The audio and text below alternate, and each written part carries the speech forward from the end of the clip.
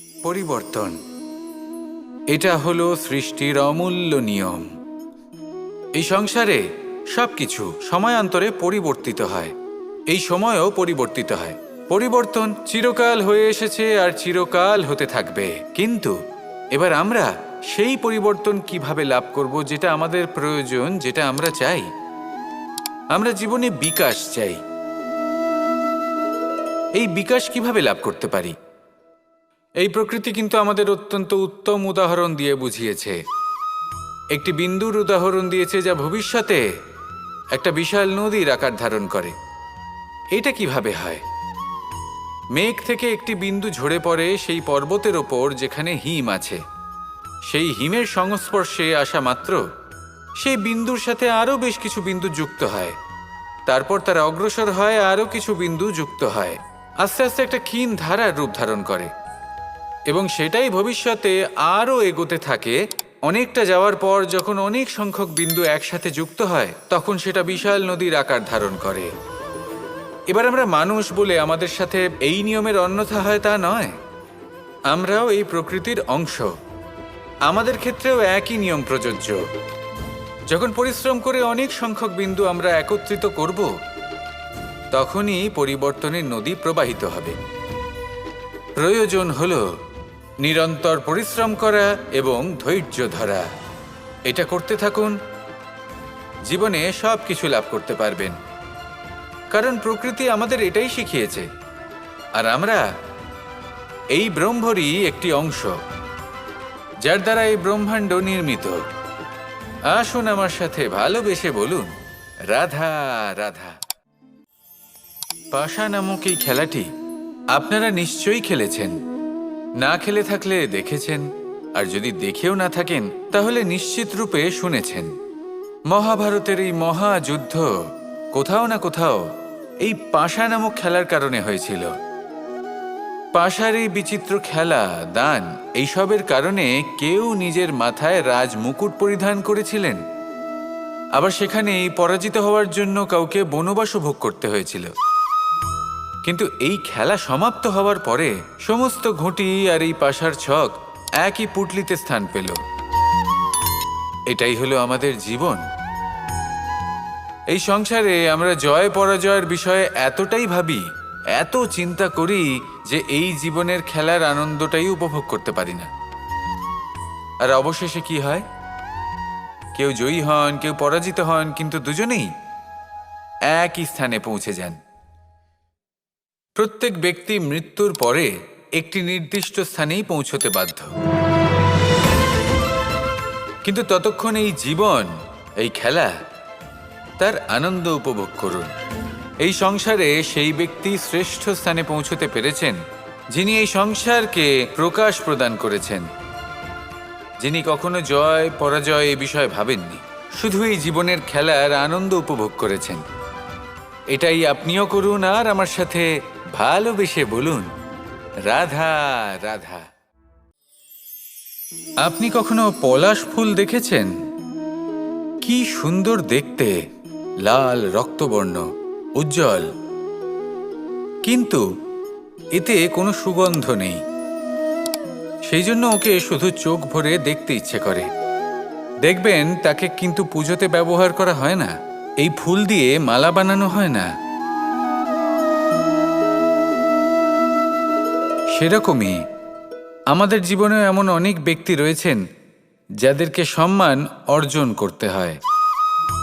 যদি আপনি কোনো উচ্চ বংশে জন্ম নিয়ে থাকেন এবং আপনার কাছে সব কিছু থাকে, ধন ঐশ্বর্য থাকে, সব কিছু আপনি আগে থেকেই পেয়ে গেছেন, তাও কিন্তু এই সংসার আপনাকে সম্মান দেবে না।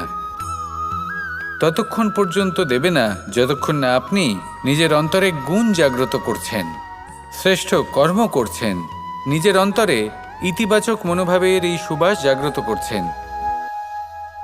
যদি এসব কিছু করেন, তাহলেই এই সংসার আপনাকে সম্মান দেবে।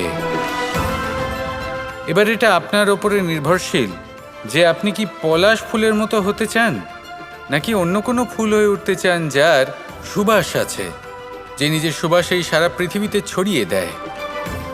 আসুন আমার সাথে ভালোবেসে বলুন, রাধা রাধা। এই সংসারে প্রত্যেকটা জিনিসের নিজস্ব একটা বিশেষত্ব আছে, আর তার বিশেষত্বর জন্যই তাকে বিশেষ গুরুত্ব দেওয়া হয়। যদি কথা বলি অস্ত্রের, যেমন তরোয়াল, তরোয়াল নির্মাণ করা হয়েছে রক্ষার জন্য।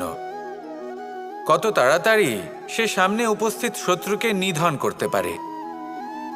এবার এই তরোয়ালের কোন গুণটা দেখা প্রয়োজন? সেটার ধার। সেই বস্তুটি নয় যার মধ্যে এই তরোয়াল রাখা হয়। সেইভাবেই যদি আমি কথা বলি বাণের, তাহলে এটা প্রয়োজনীয় নয় যে সেই বাণ কতটা তীক্ষ্ণ, কতটা বলশালী। এটা দেখা প্রয়োজন যে তার আকারটা কেমন। সে কি বাতাস ভেদ করে নিজের লক্ষ্যে পৌঁছতে পারবে? সেটা বেশি গুরুত্বপূর্ণ।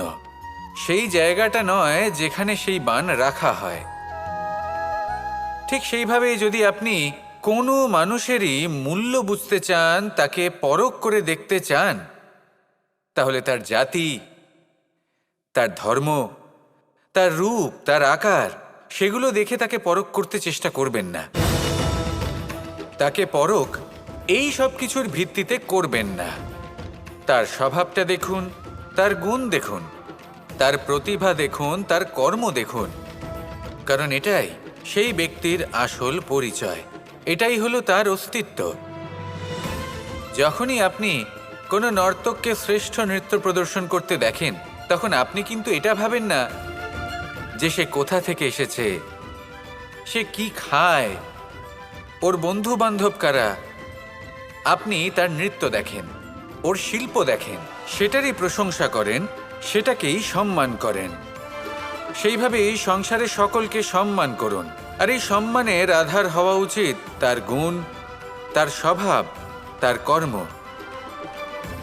তার রূপ আর তার বেশভূষা নয়। আসুন আমার সাথে ভালোবেসে বলুন, রাধা রাধা। আজ আমরা আবার সাফল্য আর অসফলতার বিষয়ে কথা বলবো। সফল ব্যক্তি কে হয় এবং অসফল ব্যক্তি কে হয়, এই বিষয়ে আমরা আগে অনেকবার কথা বলেছি।